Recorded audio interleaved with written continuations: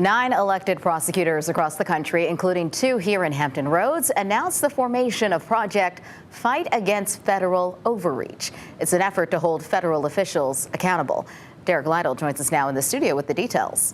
Yeah, Dana, Norfolk Commonwealth's attorney Ramin Fatehi says in his career and U.S. history, he believes this is the first time local prosecutors have come together to tell the federal government officials to obey the Constitution.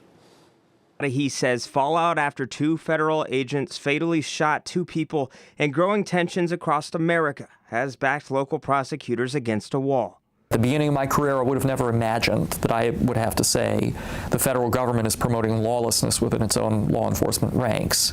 9 prosecutors are coming together for a project aimed at investigating federal agents if they exceed their lawful authority.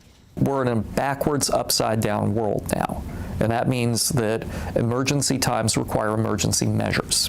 He says state-level officials in Minnesota are fighting against federal efforts to block their investigations into 2 deadly shootings by federal agents this month. He says the federal government has obstacles they can throw at state investigations, originally designed to keep state officials in order during the Jim Crow era and when Brown v. Board of Education was being litigated.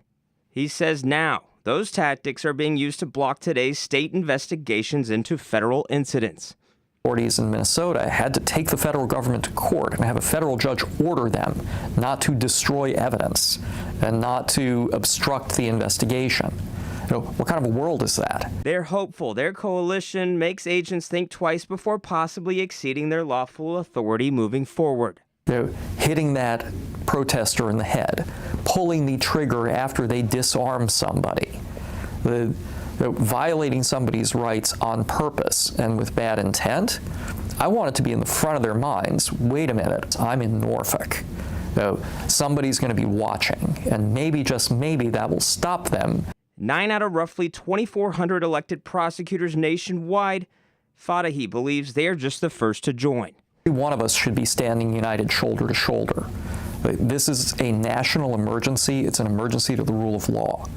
I expect that we will not be the first. Now, I reached out to Portsmouth Commonwealth's attorney Stephanie Morales, who also joined the effort. She says in a partial statement, people are angry and in fear, and I want them to know there will be accountability here, and they are working to be prepared should tragedy strike. Derek Lytle, 13 News Now.